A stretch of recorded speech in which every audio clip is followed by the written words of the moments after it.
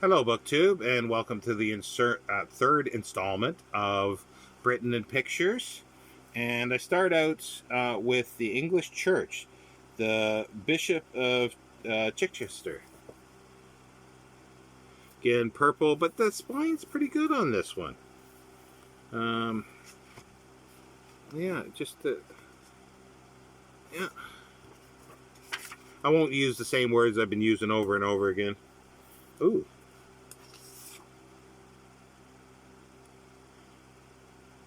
I'm not sure where that's from, but it's interesting. A little bit of ephemera stuck in the back.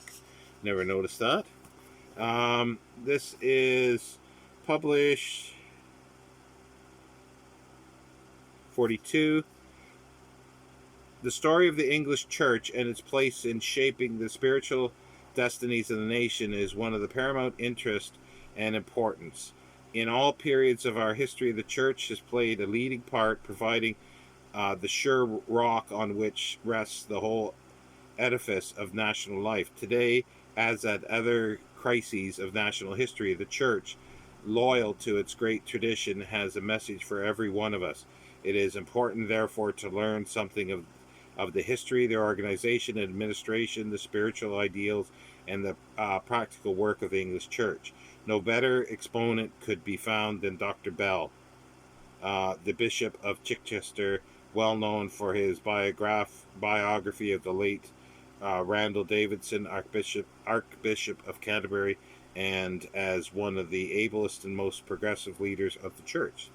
So the front flap says. And, ooh, that's a nice little banner at the top. It's not quite that wide, but it's very nice. Portrait of the scribe Edvine. Illumination from Canterbury Psalter. Psalter was written at Christ Church, Canterbury, about the middle of the 12th century by Edwin, the monk of the house. A monk of the house.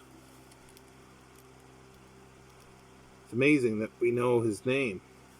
Or we, as in the royal we, I guess, or, as society. Southwest view of Canterbury Cathedral, colored acquaintant from Charles Wilde's 12 perspective views of the Metropolitan Church of Canterbury, 1807. Is it me, or is there something odd about the perspective of that? Because doesn't look right from here or here. Like, that looks okay, but then from that perspective to this one, it doesn't quite gel, does it? It looks like you're looking at it from a slightly different perspective. Does anybody know about that kind of thing? I'm curious. I don't know if you can see it properly. I'll hold it up there a little bit longer and see. I'd love to, because when I look at it, it just looks odd. Oh well. Could be me. The murder of Thomas A. Becket in Canterbury Cathedral, illumination from the English 13th century Psalter. Not very illuminated, in black and white. Not too many colored ones in here. John Wesley, oil painting by William Hamilton, 1788. John Keble, 1792 to 1866, oil painting by George Richmond, 1876. So these are religious leaders going through, John Wesley, obviously. This is George IV seated in St. Edward's chair, crowned by the Archbishop of Canterbury and Westminster Abbey, 1821. It's colored antiquated by F.C. Lewis after J. Steffenhoff and A. Pugin from Sir George Nye's coronation of George IV, 1837. Sorry, I just butchered half of that.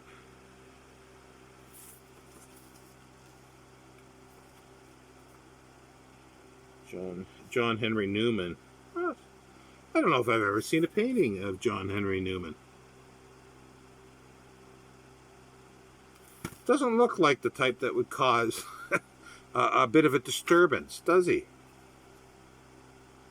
Or maybe he does. Quaker meeting at Erith. Oil painting by Samuel Lucas, 1839. That's really cool. Like, you just sort of look at what everybody's doing. Like, everybody's doing something different. You know. That's really cool. And the last color printing. Oh, this is nice. The village of Felmersham, Bedfordshire. Oh, okay, that's somewhere around where I am here. The county church is a hallmark, or is a landmark in every English scene. Watercolor by S.R. Baden. I'm not sure where that is. I might have to look that up. I think I've heard of it, but I don't know where it is. So there's the English church. British drawings, Michael Atern. This one's quite nice condition. Oh, there's numbers on these now. No number on that one. This one has a number of 105. This was published in 46. The theme of Mr. Ayrton's book is the continuity through the centuries of certain characteristics in drawing, particularly in this country. He traces an often tenuous but always living tradition from the masterpieces of the anonymous manuscript illustrators of the 10th century to the work of such artists as Graham Sutherland and David Jones of the present day. The author has overcome the problem of covering the ground both in text and illustrations by judicious selection and by following his personal choice, so that the book is a continuous narrative and gives an extremely clear and stimulating account of the subject. Mr. Ayrton is himself a painter and draftsman of increasing reputation, and his art criticism will be familiar to readers of The Spectator. He has also broadcast a number of talks on painters. His decors for John Gielgud's revival of Macbeth in 1942 and for the Sadler's Wells ballet Le Festin de l'Argent. Sorry. Can't do that properly anyway. In 1944, have established him as a theater designer, and his illustration for the Duchess of Malfi and the anthology of poems of death published last year are the first of the number of his illustrated books now in the press, which will include editions of Summer's Last Will and Testament, The Unforgettable Traveler by the Elizabethan. It's on two different lines, and it doesn't have an error, so I mean a dash, so I thought Eliza? No, Elizabethan, author Thomas Nash, which could be interesting.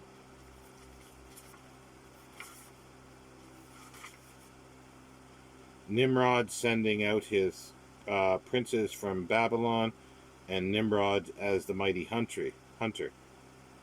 Drawing in 3 inks on vellum circa 1000 AD from the paraphrase of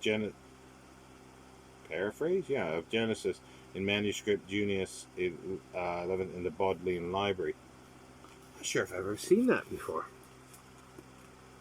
And it's hard to see because it looks like it's not that clear coloring.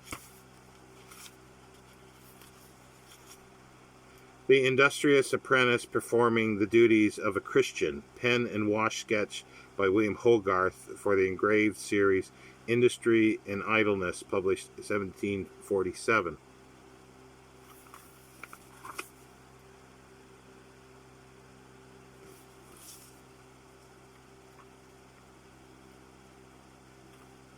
Ooh, this one's nice. The Chimney Piece.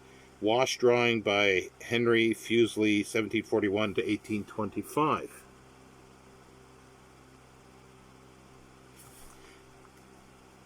there's color in it almost, but it's like very muted coloring. Snowden Under Cloud, pen and wash drawing by James Ward, 1853. I don't understand exactly what the pen and wash is. I'm not an artist and I never studied that kind of thing, so I'm sure there's at least one viewer or many viewers out there, I'm sure, that will know exactly what that is and can interpret the picture probably better than I can. Yalcum Among the Shepherds, pen and wash drawing by Stanley Spencer, 1912. See, this is different. This, like, this says pen and wash as well, but there's more color to that. Again, internet is at my fingers, which I can look this stuff up if I have the internet. Ooh, this is interesting. Two Sisters drawing in colored chalks by Robert Cloquethorne. Sorry, I can't do it. 1945. You can see there the name. I know there's a pronunciation of that because there's an author, a historian that has the same surname. I just can't pronounce it. English letter writers. I forgot I had this one. C.E. Volamy.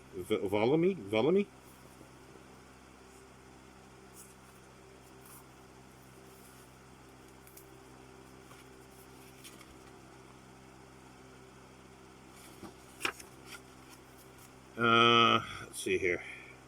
1945. The letters and memoirs of any age are usually the most interesting sources of social history for that period. Yeah, what's going to happen in the internet email age? I know that's been asked before, but you read this and you go, yeah, makes sense, but now what? Anyway, the great age of letter writing was the 18th century. It was an age of elegance and the importance of being elegant, end quote, as Mr. Volamy rightly remarks, and quote, is not likely to be disregarded, end quote. Today, the twin arts of letter writing and conversation are no longer cultivated. Life is too hurried and too complex. Quote, leisure and learning are pushed away by brainless facility. End quote. There are brilliant letter writers even today, but they are the author maintains exceptions. His account ranges from the Pastons in the 15th century by way of Dorothy Osborne, Swift, Chesterton, Walpole, Cowper, and Keats and Fitzgerald in their own day. The Paston letters, that's like I mentioned that at one time. I'd love to get a set of a huge chunk of the Paston letters. They are fabulous. Mr. Volamy, as all who have read his brilliant Polaroid papers and Dr. Philogo will know, is a wit. He is also a considerable scholar, and as the biographer of Mrs. Delaney, Mrs. Thrall, George III, and James Boswell, among others, is familiar with the social and intimate documents of English history. Mr. Volamy praises with relish and attacks with acrimony. His judgments are personal and discriminating. In this book, the reader will find the characters vividly drawn and the social life of each age with all its prejudices and preferences admirably presented. Very good. It's interesting. He's saying that this was written in the early 40s, and he's saying that there's no one else writing stuff now. But you can find collections of letters of authors, writers going back and forth, and to me they're still great.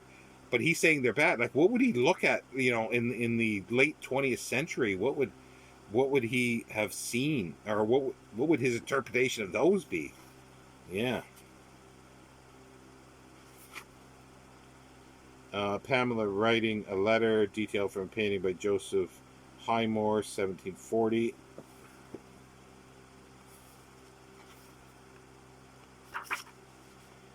Sarah Jennings, Duchess of Marlborough, 1660 to 1744, oil painting by Sir Geoffrey Keener. And then we have the man himself, Sam Johnson. Jonathan Swift. That's a common picture. Ooh, I like this one. Lady Henrietta Frances Spencer, Countess of Bessborough. Okay. 1761 to 1821, colored engraving by Francesco Bartolozzi after drawing by Lavina, Countess Spencer.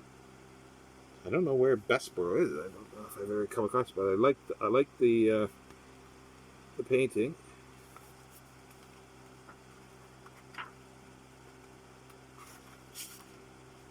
Lawrence Stern, 1713 to 1768, colored drawing by L. Carmontel.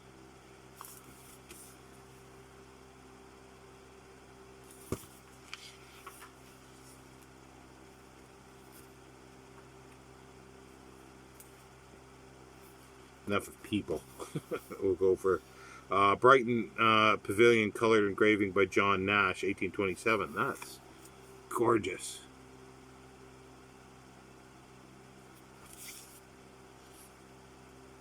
I think that was a different word to describe one of the paintings, so might be getting better as I go along here. The Mail Coach, watercolor by C. Cooper Henderson, 1803 to 1877. I like that a lot.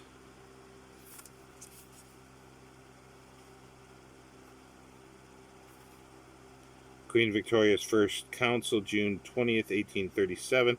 Study in watercolor by Sir David Wilkie. And there's something that's very interesting coming up here on another page I saw. T.E. Lawrence, 1888 to 1935, oil painting by Augustus John. That would have been nice if I've seen it before, but it would have been nice if that was in color.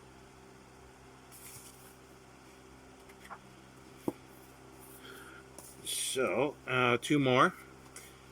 English Social Services, Sir George Newman. A little rough, this one. Published. I paid £2 for it, and somebody had bought it for 25p at some point.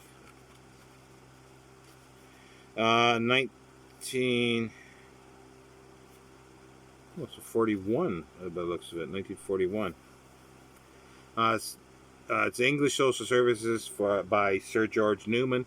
The last 30 or 40 years have seen an enormous expansion of the social services, and the ordinary citizens of this country now enjoys benefits that would have seemed utopian in Victorian times. In fact, the extent of the social services is unappreciated by the majority, and it behoves every citizen to understand what inestimable privileges have been conferred on him. Sir George Newman is one of the greatest authorities in the world on social welfare and public health, and was for many years Chief Medical Officer to the Board of Education. In this book, Sir George defines the social service as, quote, those which are fundamental to primary human needs rather than external, environmental, and professional and technical achievement, end quote. An interesting quote. The origin of our social services, he finds, quote, mainly in the fixed and ancient laws of England, and partly in the beneficent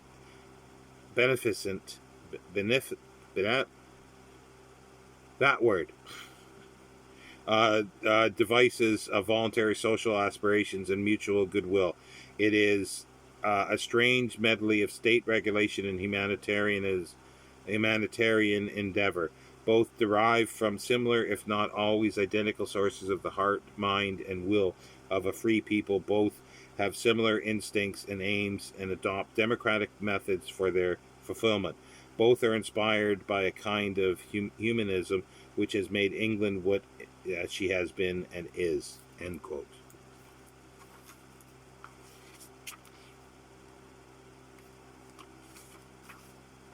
Jeremy Bentham, 1748 to 1832. Oil painting attributed to Andrew Geddes. Never seen a picture of him before, so that's kind of cool. St. Bartholomew's Hospital, London, founded 1123. Colored engraving published by T. Jeffrey, 1732.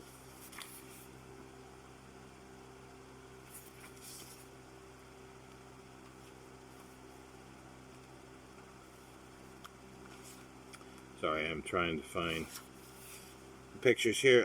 The Foundling Hospital, established as a charitable institution for abandoned children in 1738. Colored engraving of the 18th century. What a vast place.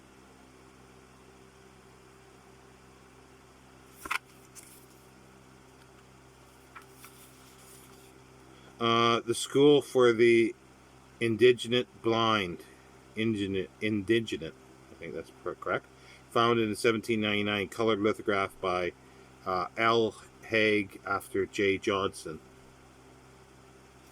Sorry, I should put it up on the screen rather than just admiring it.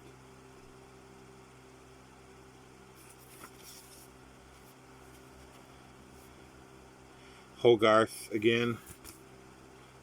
After Hogarth. So, an engraving from one of his.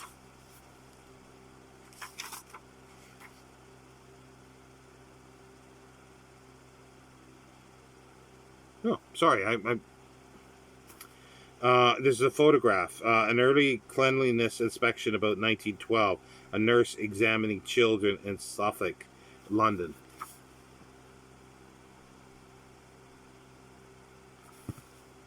Sorry, I just sort of got carried away there reading. A children's playing field, Truro, Cornwall.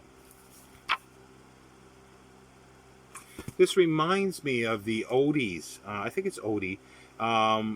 Children playground, and they collected children's rhymes, but they also wrote books about children at play and stuff. So it's really, really interesting. Odie, is that correct? Published by Oxford.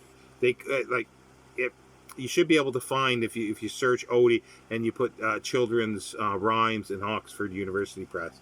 You should be able to find something. I didn't look to see who this is. Anthony Ashley Cooper, 7th Earl of Shaftesbury, 1801 to 1885. I think that is. Oil painting by Sir John Melius, 1877. Oh, this is a good one. Florence Nightingale, 1829 to 1910, pioneer of the nursing profession, inspecting one of the wards of a hospital in Sukhothai during the Crimean War. Colored lithograph by E. Walker after W. Simpson, 1836. This is a long video. Baden-Powell, Lord Baden-Powell, 1837 to 1941, founder of the Boy Scouts Association. Oil painting by David Jagger.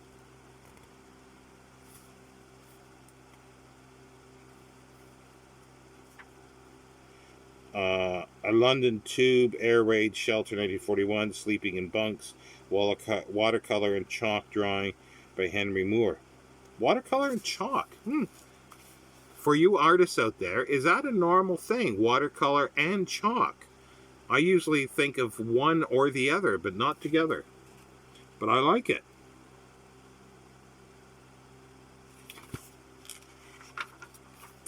So there you go. That's number 4 and 5 today. This one, like I say, I collect ones with dust jackets. Here's one without. I don't think I paid for this one at all. Or maybe I paid £1 for it. But because it was The Londoner by Dorothy Nicholson, I thought I'd get it. Because I'd not seen it before, so I thought I'd get it. But it's without a dust jacket. But you can even see the peeling off here of the paper. It's like without the jacket, they are rough. So I don't have anything to read for this one. So this one should go quickly. Covent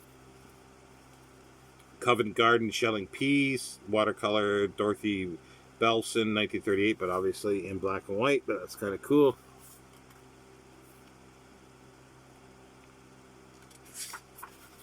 View of London from the Thames, showing the tower, oil painting by Samuel Scott, 1753.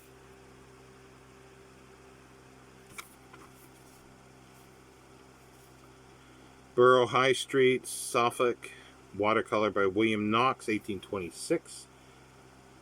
That is a fabulous painting.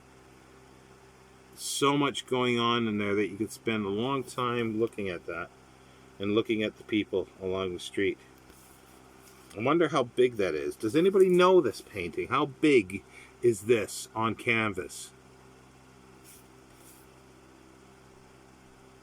It says by courtesy of the Fine Art Society, London.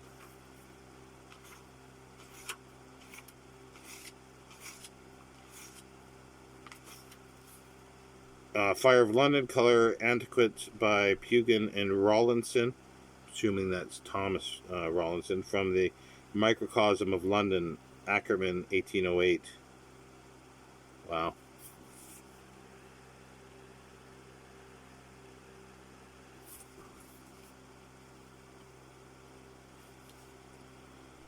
The Funeral of the Duke of Wellington in 1852, colored lithograph by T. Picken after Lewis Haig. Again,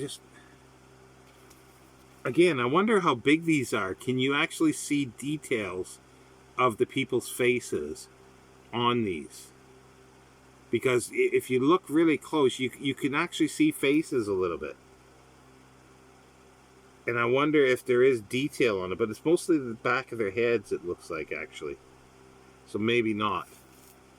I can't see it clear enough in this picture. Covent Garden Market, oil painting by Hilda Davis, by courtesy of the artist. And there was one before this. Bank Holiday at the Zoo, oil painting by S. Van Abbey.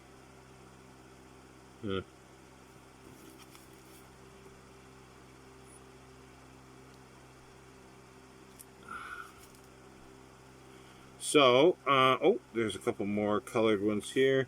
The Row in Spring, Riding in Hyde Park, oil painting by Beryl Sinclair.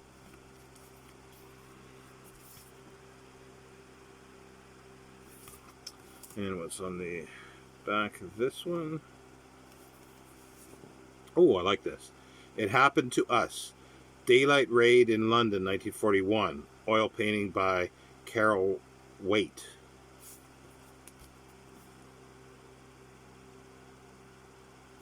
Okay, BookTube, that is, half an hour for that. I do apologize for being so long, but they're very interesting. Take care.